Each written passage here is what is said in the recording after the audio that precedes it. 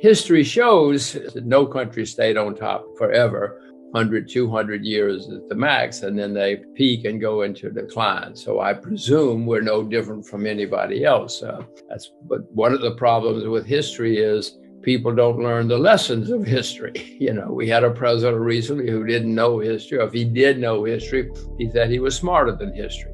I know I'm not smarter than history, and history is very clear. No nation and no currency, by the way, because they sometimes go hand in hand, has stayed on top forever. So America is now the largest debtor nation in the history of the world. We have troops in over 100 countries. There are people who would say that we're overextended financially, economically, militarily, and it looks like they might be right. So yes, no, I worry.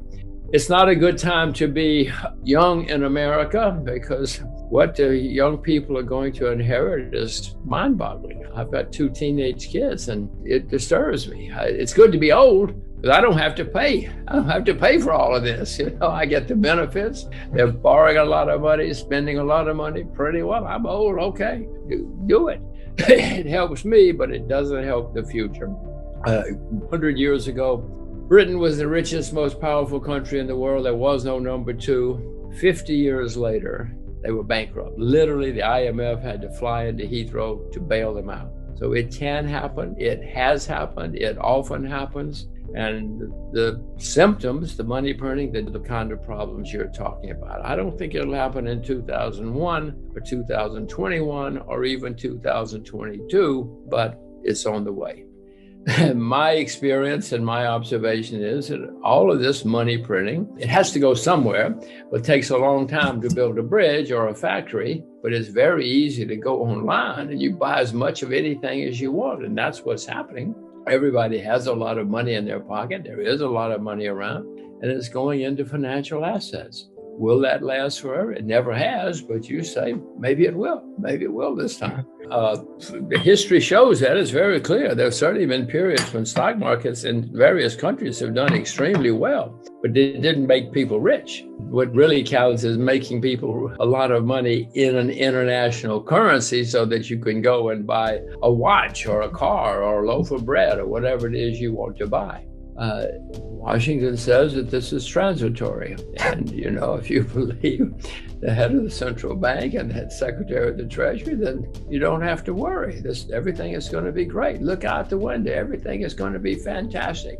No worries, no worries, no worries. I happen to be of a different view. First of all, the U.S. stock market has gone up, 10, 12 years without a serious problem, other than some short disruptions, but nothing serious. That's never happened in American history, and maybe it is different this time. Janet Yellen says, don't worry, we have solved the problems. We won't have economic problems again. She's got degrees from 2 Ivy League universities, so maybe she knows what she's talking about. I happen to know she's wrong. We will have problems again, and when they come, it's going to be horrible. 2008, we had a problem because of too much debt. Since 2008, the debt everywhere has skyrocketed by gigantic amounts. So it would be my view that the next time we have a problem, it's going to be the worst in my lifetime, given that the debt is so, that may sound like some kind of wild statement, but look out the window. The debt is there. The debt goes higher every day. I know what it caused in 2008. It's got to be worse next time around. Eventually, of course, we may have hyperinflation. Britain ended with not hyper like Venezuela, but very serious. And the value of the currency went down 80% against the US dollar over a few decades. That's pretty serious stuff. If you happen to be a British citizen, I doubt that we will end in hyperinflation quickly. That's usually towards the very, very end of a long decline. Venezuela had been declining for a long time. Zimbabwe was in decline. Zimbabwe at one time was the richest country in the British Empire. It's been a long way down since then. Mr. Mugabe learned how to ruin the country, and he did. It took him decades, but he totally ruined it, and it ended in wild inflation. I don't think we're going to have it that quickly in the U.S., even if we're going the way of Britain. Don't panic yet. But it doesn't mean we can't have serious inflation and a decline of the standard of living and a decline of the value of the currency, and we probably will. History is pretty clear. That's what happens. Social Security will be paid. You may not be able to buy very much with your Social Security, but you will be paid. I mean, in Russia, they still pay the Soviet retirement obligations, but it doesn't do you much good.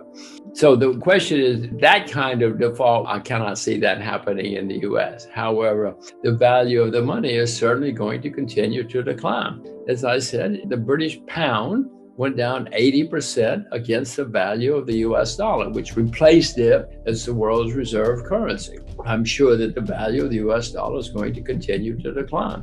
Everybody watching this knows that the dollar is not what it used to be. It depends on whether you're buying bread or gasoline or anything. It's not the same, and it continues to decline. And they're not on your side, as I told you. They want to keep their jobs.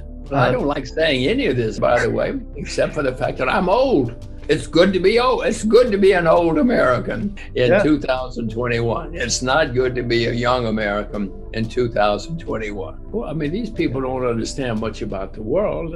All they care about is keeping their job. In their minds, their position is keep my job, keep my job, keep my job. They don't care about your job. They don't care about me or my kids or their jobs. They want to keep their job, and the way they know to keep their job is to burn a lot of money, spend a lot of money, and keep interest rates down. They will do their best. But what will happen is eventually the market will say, oh, wait a minute. We've seen this movie. We know how this ends. And the market will say, we're not going to play your game anymore. Then it gets out of the control of the central bank, and that's when you have serious bear market. It will be the worst in my lifetime. It's going to be the worst in your lifetime, too. I don't say that with great pleasure. I just say I have to deal with facts. There always have been people who come out of these things better off than they were before, and sometimes rich. People came out of the collapse in Germany in 1920s rich. Some people came out of the American Depression very rich in the 1930s. Most didn't, but if you get it right, of course, you can do very well. I own silver and gold, and I plan to buy more sometime in the future. My timing is never very good, but I will definitely buy more of both, because before this is over, both are going to skyrocket. Mrs. Yellen and Mr. Powell say, no, don't worry about, leave gold and silver alone. You don't need it. You don't, that's antique. That's archaic. Well, I'm an old peasant, and I know, all of us old peasants know, when things go wrong, we want to have a little silver over in the closet. We want to have a little gold under the bed, because we know that when things collapse, gold and silver will help you. It won't take care of you, it will help you. So I am buying both, and I will buy more. I'm also buying commodity indexes, because by definition, if commodities go higher, that's inflation. I mean, if the price of rice goes up, that's inflation. So I own rice. I own agricultural commodities. I own all commodities through an index, because by definition, if they're going to drive up prices, those will benefit. As I see the world, bonds are clearly a bubble all over the world. Bonds have never been this high in the history of the world. So I don't think I would start with bonds unless there's a special situation. Property in many places is becoming a bubble. If you go to New Zealand or Korea, I mean, there are many places in the world that are having property bubbles. Some parts of the U.S., not everywhere. There's still opportunities in the U.S. If you look at stocks, some stocks are beginning to form bubbles. I mean, Apple goes up every day. Tencent goes up every day. Samsung, some of these go up every day around the world, but many are not. So there's still, the stock market is not a overall bubble, not yet anyway. So if I were that person, I would certainly look at some stocks perhaps. But, as I look at asset classes, the single cheapest is commodities. I mean, sugar is down 70% from its all-time high. Silver is down 50% from its all-time high. This is not a typo. Oil is down 50% from its all-time high. These are not bubbles. So the cheapest asset class I can see, commodities. I am the world's worst market timer. I'm the single worst short-term trader in the world. Wow. I've been investing for decades, so I know that that's an accurate statement. Yes, I see corrections taking place. Maybe it's over for all I know. I'm not rushing out to buy yet, but I do know that in many places, in India right now, they're having to sell a lot of gold and silver to survive. So I am not buying gold and silver today, but I do plan to buy more sometime in the correct. I may get it wrong and I may buy it higher, but I do know before this is over, and history is very clear that when people lose confidence in governments and in money, they have always flocked to gold and silver. Absolutely. Maybe they won't this time, maybe it will be something else, but this old peasant has some over there and some over there, and I'm going to have more before it's over.